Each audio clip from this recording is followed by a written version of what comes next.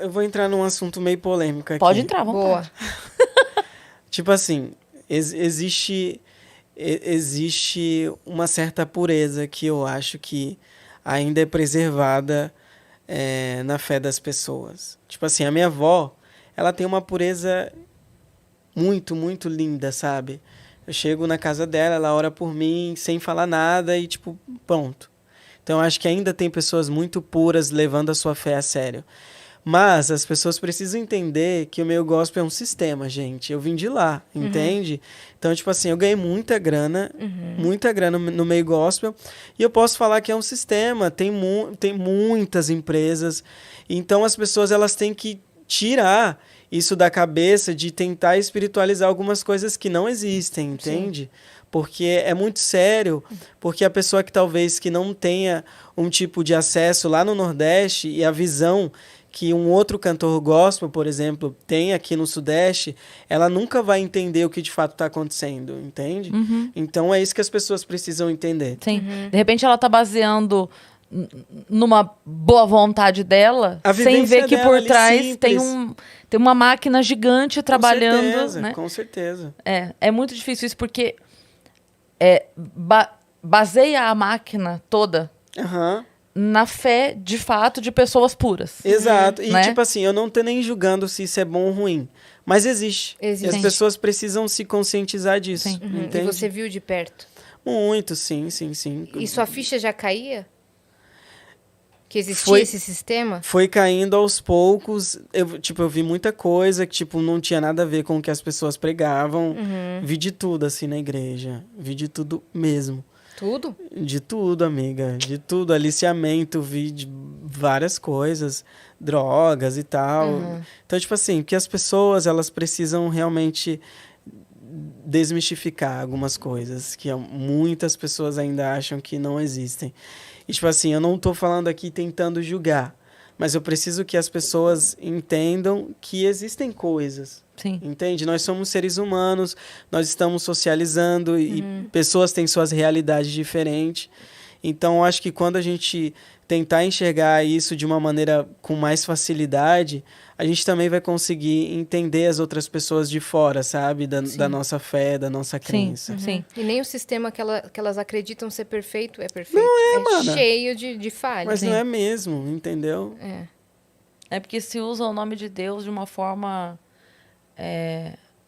Tipo, para fazer a pessoa agir daquela forma, eu uso o nome de Deus. Sim. Ah, não. Deus é totalmente política. Deus é a política, entende? Então tem que ser uma coisa muito introspectiva e pessoal mesmo. Porque se você for parar para pensar, a história ela conta sobre um Deus baseado na política. A colonização, meu amor, toda feita através da religião, entendeu? Então a gente tem que parar de fechar a cabeça para algumas questões. Você lembra qual foi o momento que você falou, cara, eu preciso sair disso aqui? Eu acho que é cômodo, sabe? Você acaba sendo cômodo, não somente na questão financeira, que para mim era cômodo. Lógico. Com certeza. Você ganhou muita grana. Eu tava no auge, assim, da minha carreira. Tipo, há 2 anos atrás, eu lancei um clipe que tinha mais de 70 milhões de visualizações. Então, tipo, eu tava no auge da minha carreira. Mas não era somente cômodo na questão financeira, mas cômodo também de você se sentir estável mentalmente, sabe? Eu vou ficar aqui, não vou tentar fazer muita coisa, de tentar me autoconhecer muito, porque isso vai meio que mexer em coisas que eu vivi por muito tempo. Aquela e você não queria pagar o preço? Eu não queria. Mas qual foi o momento crucial, assim, pra minha vida? A pandemia. Tipo, a pandemia foi uma coisa... Foi recente, então. Exatamente. Que era algo que eu sempre tive no meu coração, mas, assim, a vontade de falar, não, chegou um momento de externar tudo isso, foi na pandemia. Muitas pessoas perderam muitos entes queridos, assim como eu também perdi. Mas, para mim, a pandemia foi algo extremamente benéfico. Por quê? Eu tinha uma agenda lotada a cumprir, tinha funcionários, e eu não sabia como, de certa forma, sair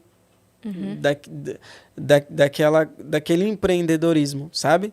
Então, para mim, quando chegou a pandemia, as agendas foram, de certa forma, canceladas. Falei, você não tinha mais do que sair, né? Eu não tinha, exatamente. Você teve que focar, você teve que bagunçar para arrumar, entendeu? Exato. Você teve que tirar tudo das gavetas para falar. E eu tava morando sozinha na Colômbia, em outro país. Caraca, Jota. Longe da minha família, sabe? Porque você tava fazendo algumas músicas em espanhol Exatamente. também, né? Verdade. Então, tipo, foi muito louco e eu tava naquele momento de umbral mesmo, sabe? Ou vai ou racha. E aí foi quando, de verdade, do dia pra noite... Porque, claro, é um processo que você passa a vida inteira sonhando por aquilo, mas a decisão é de uma hora para outra, né? Então, de um dia para noite eu falei, não, eu preciso viver a minha verdade. Eu fui até o meu pastor, falei pro meu pastor sobre que eu era uma pessoa LGBT. Ele chorou, eu chorei também, porque é uma emoção, porque as pessoas colocam uma expectativa sobre você. E aí, algumas pessoas eu tive que despedir, que trabalhavam comigo. Foi um desligamento de vida muito intensa. Despediu porque não te respeitavam como você era? Não entenderiam. Não entenderiam, entendi. Esse processo. Entendi. Entende? Então foi uma mudança geral mesmo. Foi uma mudança geral. Mas você voltou pro Brasil ou você estava na Colômbia ainda? Ainda estava na Colômbia. Tá. Aí então seus pais ainda não estavam sabendo.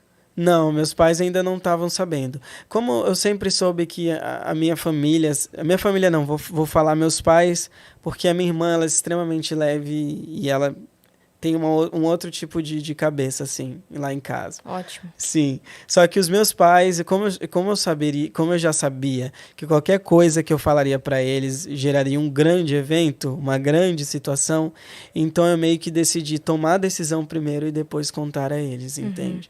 Então foi assim que aconteceu. Então tem todo aquele processo que rolou e que rola em todas as famílias. Como foi com eles? Amiga, sim, tá sendo ainda o processo, sabe? Porque, de primeiro momento, eu tive que falar que eu era uma pessoa... Eu não falei nem que eu era bissexual, que na verdade é mesmo a minha orientação sexual. Eu tive que falar que eu era gay, porque não passa pela cabeça deles o que é bissexualidade, entende? Então é bem limitado. Teve que começar pelo mais conhecido na Exato. cabeça deles, entendi. Exato. Então eu tive que falar que eu era gay, falei pra minha mãe... Ela já sabia, na verdade, que a gente já tinha conversado um tempo, mas aí eu namorei uma menina, ela achou que aquilo mudaria se de resolveu. alguma forma. Exatamente, se resolveu. E aí, na verdade, as coisas elas viram que não eram tão místicas como ela imaginava. E ela chorou toda aquela questão de você cortar o cordão umbilical, sabe? Então, foi bem intenso. Porém, a última vez que eu fui agora em Rondônia, que é onde os meus pais estão morando, perto dos meus avós, e eu fui visitar essa minha família, e eu cheguei lá e eu usava as roupas que eu queria, coloquei uma unha gigantesca, ainda não tinha expressado a minha transexualidade, mas eu já estava naquele processo, sabe? Sim. Mas e aí, você não fez isso pra chocar ninguém. Não você fiz. Fez porque você tava nessa fase. Exatamente. Eu fui do jeito que eu tava porque eu pensei assim... quanto mais cedo eu trazer quem eu sou para eles, mais rápido vai ser o processo, sabe? E eu super respeito os meus avós. Dá para notar na sua fala. Eu super respeito eles. E seus pais também. Mas eu preciso ter o meu espaço e a minha vivência, entende? Então, eu fui exatamente para mostrar quem eu era. Aí tá, cheguei lá, coloquei as minhas unhas gigantes. Foi maravilhoso. Eu coloquei um vídeo lá no Instagram. Meu pai, quando viu, ele só olhou e deu risada. Tipo assim, tá ok. Sabe, meu pai é super leve nesse sentido também. Minha mãe já é um pouco mais severa. Mas eu senti Talvez que por também... ela ser mais ligada à igreja, né? Com certeza. Mas aí também, ao final, quando eu fui viajar, ela doou várias roupas delas pra mim, femininas. Caraca. Você entende? Então, tipo, é um processo... Isso foi importante pra você. Eu chorei. Tipo, pra mim foi muito louco. Porque a transexualidade, isso eu acho muito lindo. Ela não é algo só pessoal.